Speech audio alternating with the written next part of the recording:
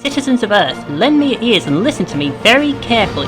Santa Claus is coming to town, and you're on the naughty list. The end times never seemed so festive. Welcome to Civilization 6, Santageddon. So, the goal here is to spread Christmas cheer throughout the whole world as Santa, by any means necessary.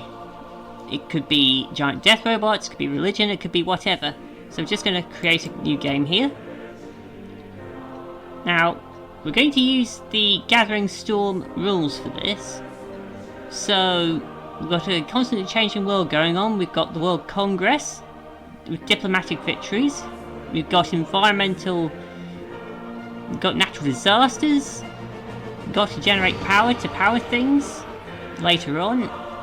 And of course, eventually, the oceans rise and the whole world gets almost flooded. So, I've already got a map set up. It took me all day to get this set up, mind. It's a modified version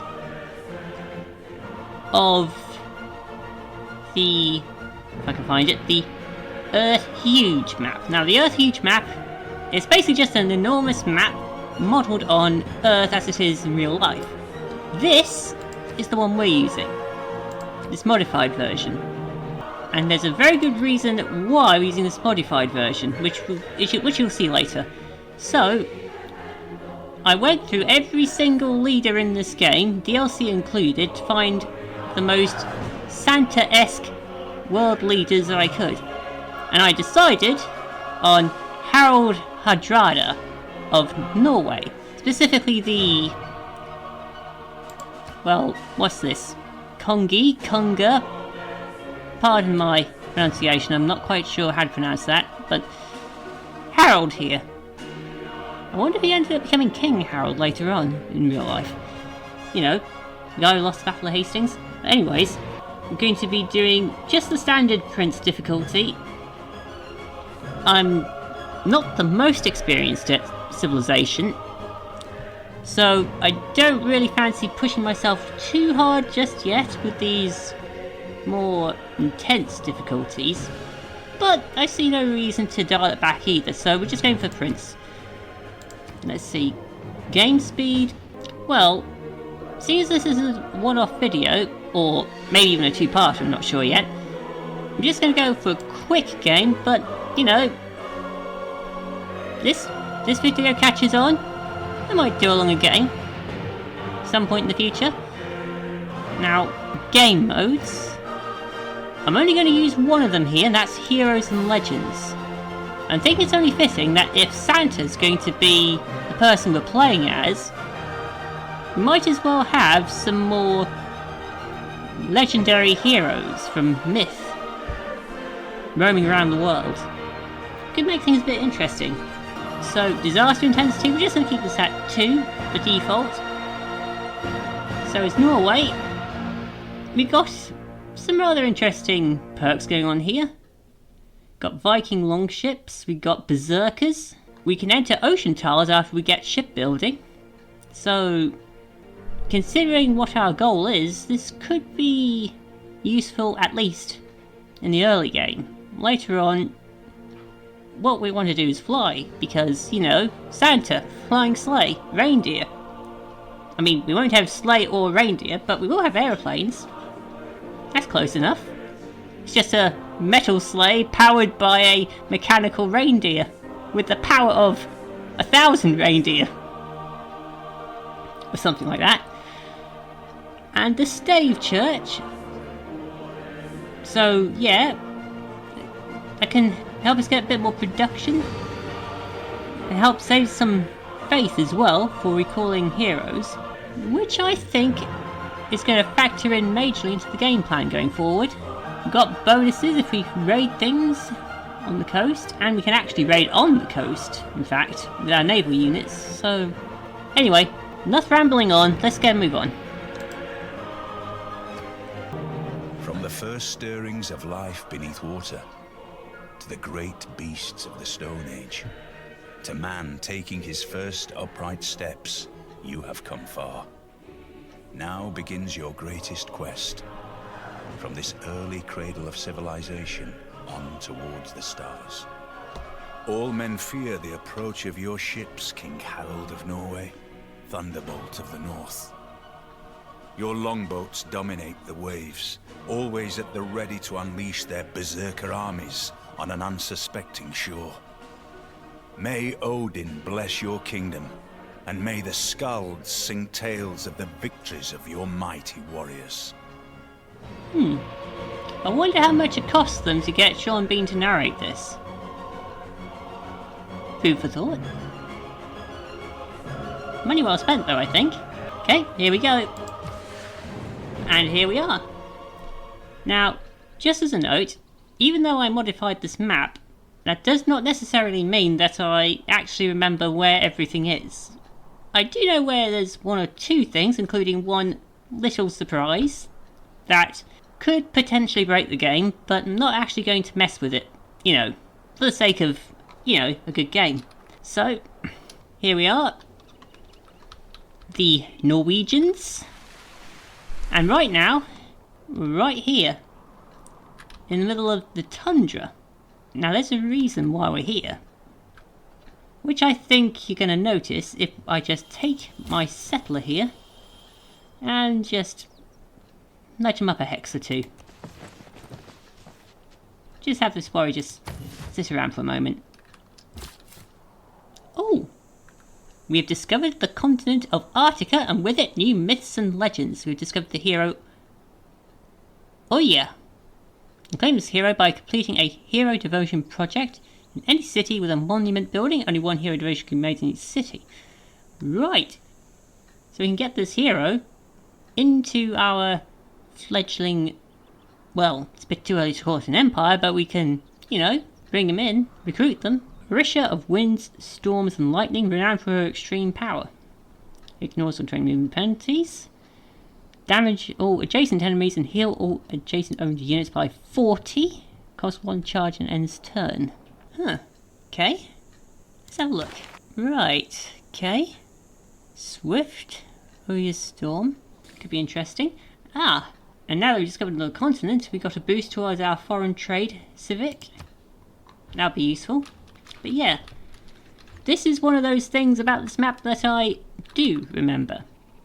And it's a very important part of this whole, you know, Santageddon thing we've got going on. And that's this starting location is right here near the Arctic Circle. Because of course, if we're going to bring Christmas to the world, we're going to need to build a city in the North Pole at some point. Okay, so now I've discovered that, I'm actually going to move the settler back here. Just for the sake of getting a good, just a good, you know, first city to settle in.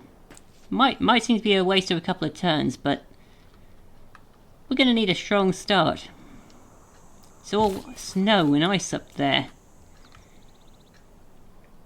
We're going to need to get some supplies going.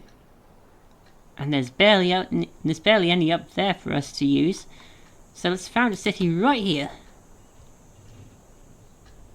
Yeah, we'll move towards Nostal, but that's alright. I think we've got woods next door, haven't we? Yeah, we've got woods next door. It's no biggie.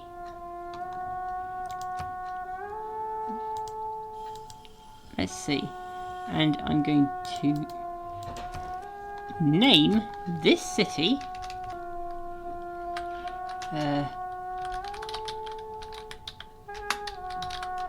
Kringletown. No, even better. Kringleton.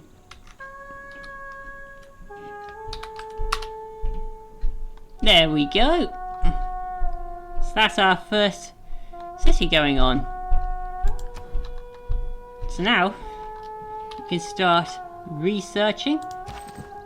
Also, we should move our warrior into here.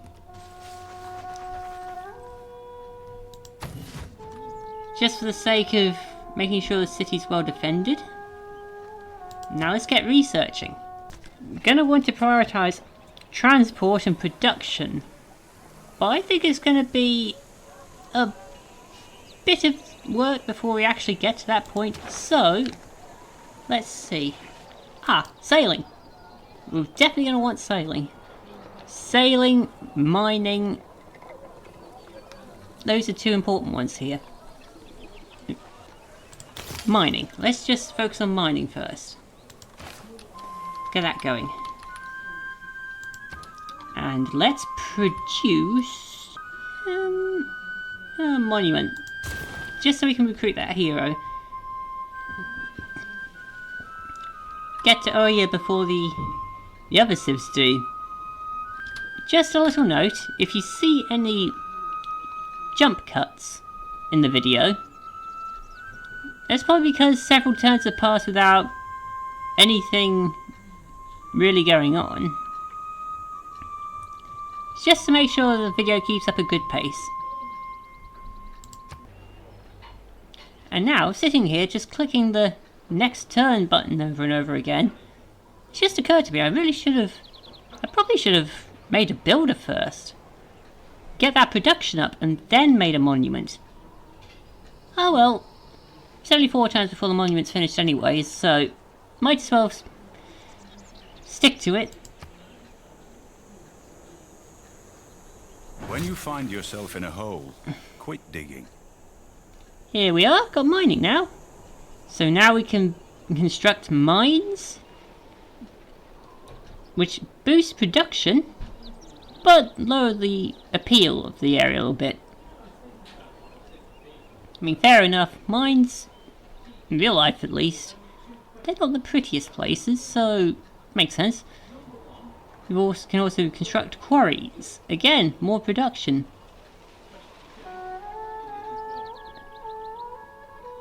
And we can even start chopping down wood and harvesting copper as well, so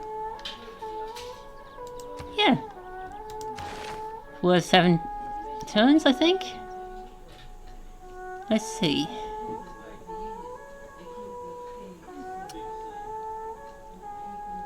Let's see what we can get here.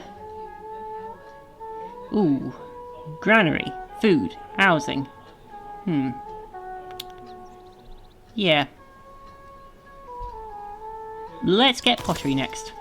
I think I'm going to need that quite a bit. It's going to be important. There we go. We've got our monument built.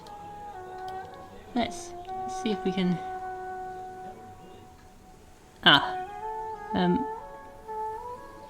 Okay, I have no idea. Usually you can actually see where all these different buildings actually go, but I don't think I can actually see the monument. Is that the monument? That spire there? Maybe. Anyway, now let's do what I should have done 7 turns ago and build a builder. It is not wisdom, but authority that makes a law. Okay. So now we can start passing laws and policies. Change how the culture in our civilization progresses. So, as far as governments go, we've just got a chiefdom at the moment. It's going to be a while, I think, before we actually progress to anything, you know, a bit more, you know, advanced than a chiefdom. So let's see. So let's get you survey. Scouts are going to be vital here, because we need to scope out where everything is, especially the other civs. You know, you want to spread Christmas to them. And yeah, let's go with the God King one as well. Why not?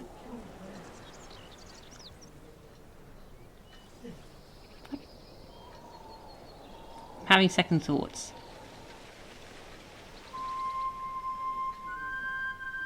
I don't have a coin to flip. I've got a rubber on the desk. I'll just flip that and... The two sides aren't. Two sides look identical. Give me a sec. Okay, I've got a copy of Kirby's Return to Dreamland Deluxe here. And I'm going to flip this game. And if it lands label side up, we go with urban planning. Label side down, God King. And God King it is. There we go.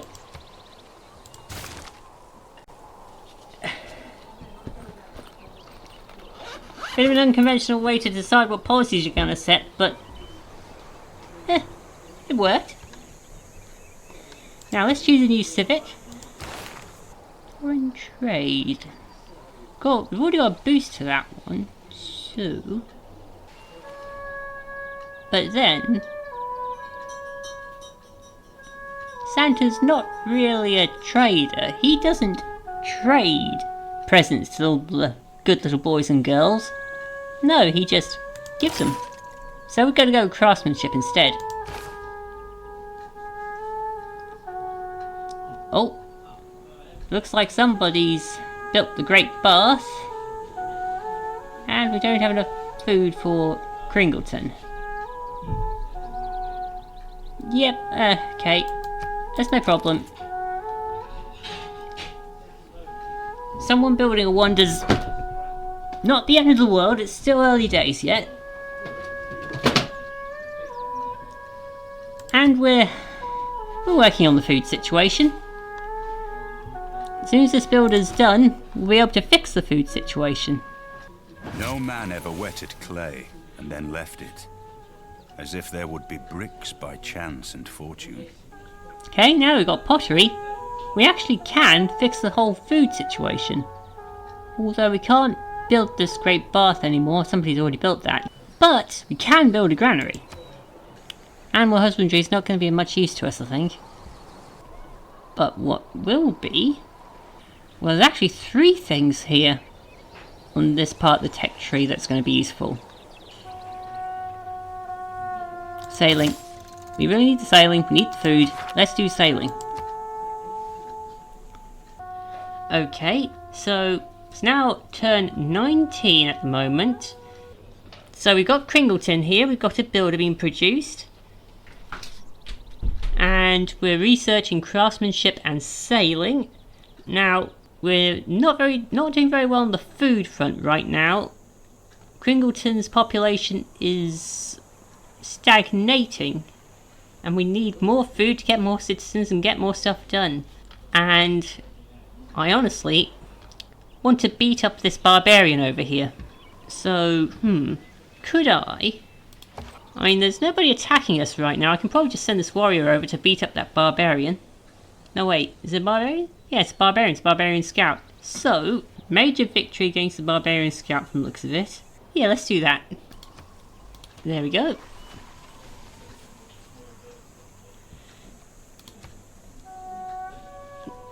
Getting a building in another 3 turns time.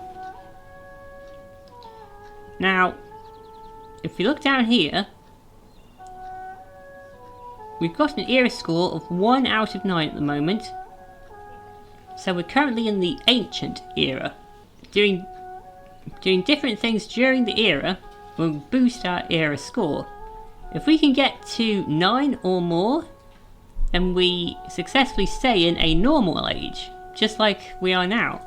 But if we don't get that high before the next era begins, then the next era is going to be spent in a dark age. And we really don't want that. On the other hand, if we can get this era score to 22 or above, which is somewhat unlikely I'd think, then we'll enter a golden age. Now, Dark Ages and Golden Ages, we'll just deal with them, as and when, if they turn up. But for now, let's just focus on getting Kringleton stabilised. And I think we're going to call these warriors off the hunt now. Those barbarian scouts have just scarf it off. And now we have a builder. Now let's get that granary built post-haste. Let's see.